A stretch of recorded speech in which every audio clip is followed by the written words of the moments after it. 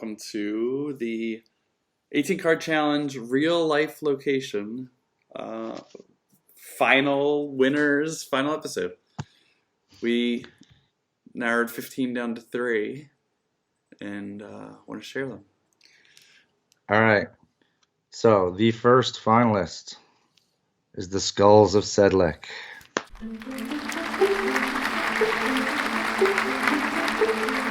All right. So our second finalist is Death Valley. And the last finalist, Oreos. A game of competitive building for 2 players. So let's talk about the theme in Skulls of Sedlec. Sedlec Ossuary is a small Roman Catholic chapel located beneath the Cemetery Church of All Saints.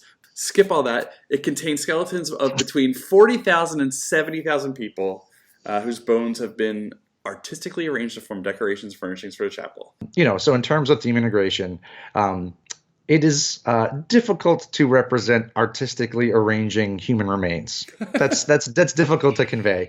This game is very clearly an abstract, right? These could be anything at all that you're trying to arrange.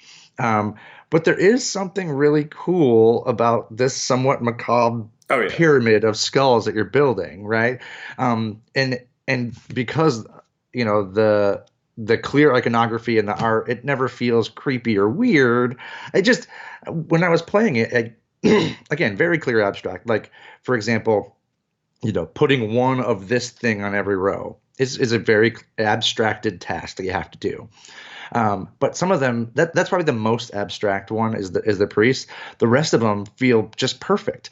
Like the fact that you got to put some royals on the bottom so that your other petulant royal can score later. Like that's really funny. Like that's great, So in terms of that, like that's where the theme shined the most for me was the different suits.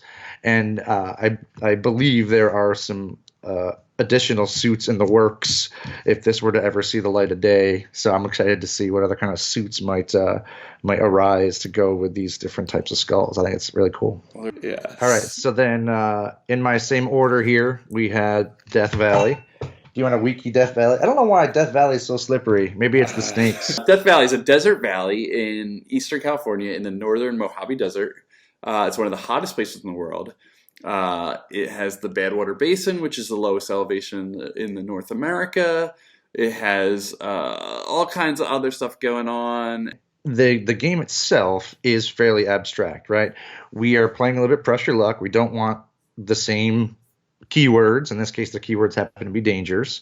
But as you're going through, the different sites that we see are chosen very well. So, even just the ones I have here, the snakes are one of the animal dangers, and the Eureka Dunes are one of the heat dangers. So if you get too many heats, either showing in your travel or your scrapbook, because, hey, look, I was just there a little while ago. I'm still feeling hot from being there a little while ago, right? If you get too many of those, you can take all your locations, bottom deck them, and you lost the work you had done up to that point. So that felt good for me, and you felt like, oh no, I got the snakes. Like as soon as it comes out, and you have other animals there, like it clicked right away that was not something you wanted. Too many predators coming your way, so that felt pretty good. Our third one for theme is Oreos. And Oreo is a typical granary from the northwest of the Iberian Peninsula, built in wood or stone, raised from the ground by pillars. Ending in flat saddle stones to prevent access by rodents. Ventilation is allowed by the slits in the walls, and similar buildings are found in southern England.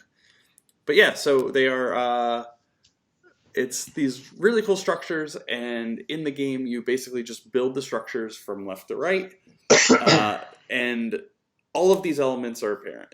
The rodents are negative points. The pillars that raise them up gain you a lot of points based on how close they are to each other. There's obviously doors for access, and there's scoring for doors. There's on the top, there's either pikes or crosses, and they will score you additional points. Everything scores you lots of points. And owls defend against mice. Owls will defeat those mice. So good. Yeah. So yeah, I mean, this one, on our theme of themes, where it's an abstract game where with a theme that helps you to understand how things work, right? So lots of pillars in a row, good. More doors to get at the green, good. Owls to eat mice, good. Like it just makes a ton of sense. Yep. That's one of the things that was nice about it is that when your theme can help to make your abstract run smoothly, then that is awesome. Yeah. Plus, the whole point of these Oreos is they were in a competition so you could build the biggest, longest one. Exactly. And so you're making this like long widthwise, you're making this big structure. So that was cool. So Skulls has a really cool card obtaining system where there's, I believe it's 6 cards. One is face up, and on your turn you can either take that one or flip any 2, but you have to take one of those 2. Is that correct? Yeah, well, so you start with 6 face down piles of 3. Yep. That's your 18 cards. And so you can dig and you flip 2 face up and you must take one of those. Or you can collect and you just take one of the face up cards and they go into your hand. The third thing you can do on your turn is build. Yep. So you take those cards and you put them. And you have a hand limit of 2. So once you have 2 cards, you must build on your turn. Which gets real tricky too. You know, you'll see something pop up that you want and you're just stuck building. Right, you're desperate for it. And then because you're building a pyramid, you must build from the bottom up. And you have to build on the next tier, you have to be supported by 2 cards. So your third card you could put here next to your other 2, or you could put your third card up on your second layer. So Death Valley, I already spoiled one of my favorite things about Death Valley is the fact that you can bury cards, which I think is really it's really neat. So the reason that it's an interesting choice is that as you're collecting things that give you points and abilities, hiding something that gives you points and abilities seems bad, right? So it's that choice of, man, I'm acquiring too many terrain cards. I'm getting tired from all this trekking. So I'm going to take one of these, and when I scrapbook, I'm going to bury 2 of these under my top card here. So they're not going to score me any points, but they're also not going to destroy my journey anymore because things can still fire off and be scored from your journey. So the whole scrapbooking idea, some things refer to cards in your scrapbook, +1 per card in your scrapbook or whatever. And then again, burying things is a way to get rid of stuff. So I like that a lot. I just love that of all the types of games, like it's press your luck. Like it feels exactly what it should be for that theme. You're going to this area, you're pressing your luck. It feels right for the game for sure. So game number 3 is Oreos, and we've already sort of spoiled what we loved about it. We loved the action selection.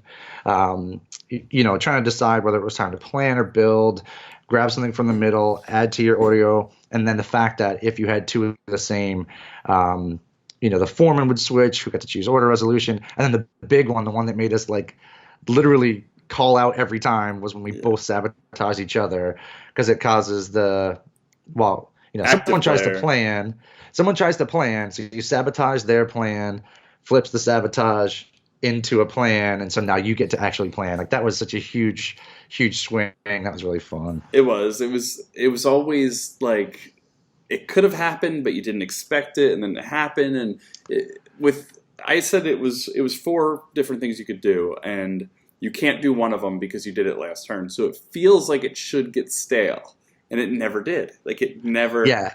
Like you have 3 options, and all 3 are usually valid, with the exception of build might not be valid because you don't have anything to build. Right. But if build's not valid, you still have. You're going to steal, you're going to plan, you're going to sabotage. And even if there's nothing to steal, you're going to plan or you're going to sabotage. Like it's pretty intense that selection. That with the 5 different scoring conditions, you can go for something different every time. The couple times I played it, I never went for this. I went for some combinations of the same things, but I would always lead in with something strong. So it seems like, and because you're only getting 6 cards out of 18 in the 3-player game, it should be very different each time. How many times am I going to go through Death Valley? I'm going to go through it until I win. That's fair. No, that's another one where all of those cards do very different things, and it's essentially like an engine building where you're getting all these things going. Everything bounces off each other. I love engine building, and engine building that potentially gets wiped away is I'm never going to get my perfect engine, which is going to be neat. It's going to be neat to play it over and over and try for your strategies, because it's a little easier to get cards because you can press your luck. But there's a lot of them, and they all do different things. So you mentioned the dunes, like you said before, where you get a point per buried card, and then there's a point equal to visible cards. Yeah. So it's like you want to bury nothing and have a big long scrapbook. Replayability on Oreos. I feel like it's super replayable in that the 4 choices you have change every single turn. Like every single turn you could be going for almost anything.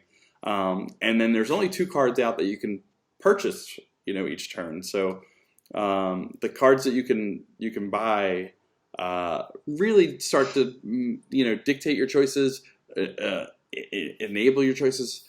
I don't know. I think I would keep playing it, even if it was just those 4 actions and not even the building game.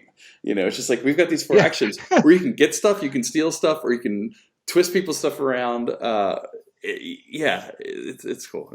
For some reason, it never got to that point for me. I would love to be able to say exactly why, and I can't put my finger on it. But we had a blast. Are we picking a winner? Is it time to do the thing? Do you have the right one? I double checked because I'm not that dumb. Oh, someone paused it like my glasses. Yeah. The winner is Oreos. Congratulations. These top 3 are publishable right now. I mean, with very little development, these things could be on the shelves already.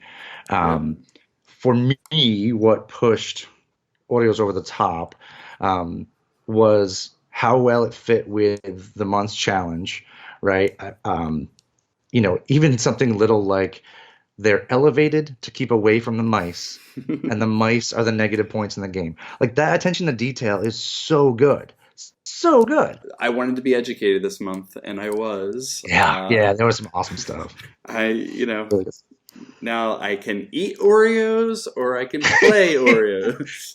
I love the fact that we communicate with each other a lot on Slack, and we're talking about games. And honestly, when I say we were debating about this for quite some time, it wasn't even. We would just continue to talk each other into the other winner. So I want y'all in the top 3 to know how close you all came to winning. It's good. It's also, we should mention, Pablo, the designer. It's his second game that was a finalist. Lint and Fluff from our Identical Card Challenge was his as well. So he's been up there. And we're talking about Pete's. And, yeah, exactly. Skulls of Sedlick was Dustin's second game. He won last month with Enemy Lines. Bonus stars time. Ding, ding, ding. This is for the best soundtrack. The best soundtrack in anything we received over the course of this month was a game called My Fair Lady with a metal version of London Bridge. I mean, slow, like, oh my God, like sludge metal, but electronic sludge metal. Super, super good. Steve can just roll it.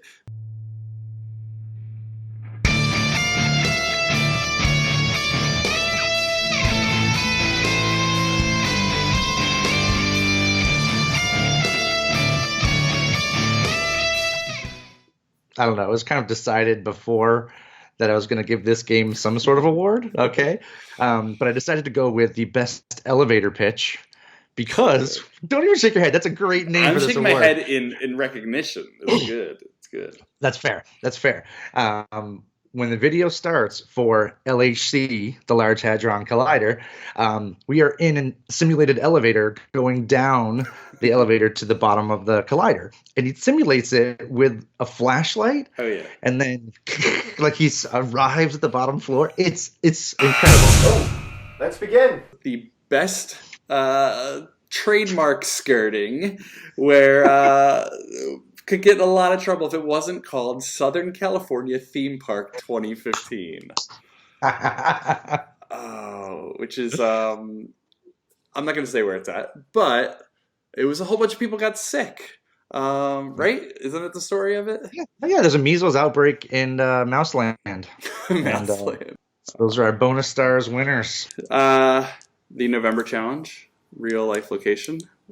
Next up is December, which is all about making a game with just 18 cards out of a standard playing card deck. So we kept it kind of laid low on that one. Didn't go big in announcements or anything, and we'll see how we do with video, because I should mention that this is Steve's last video. Exactly. I'm doing No, metal. he's been awesome. Thank you, Steve. Yeah, not metal. This is tear. It's metal tears. I'm Tears. crying metal tears. But no, so Steve but- shaped this show as much as the two of us have. So he will be missed, and we will kind of be shifting gears a little bit in just how the production goes after this month. So we may go to 2 months per challenge or things like that. Just going to shift gears a little bit, figure out, find our footing with me doing some video editing, which is, you'll wait and see. That's all I can say. But no, thank you, Steve. Thank you to our judges once again. Thank you to everybody who submitted. Congrats to the winners. Thanks for everybody for watching. Yeah.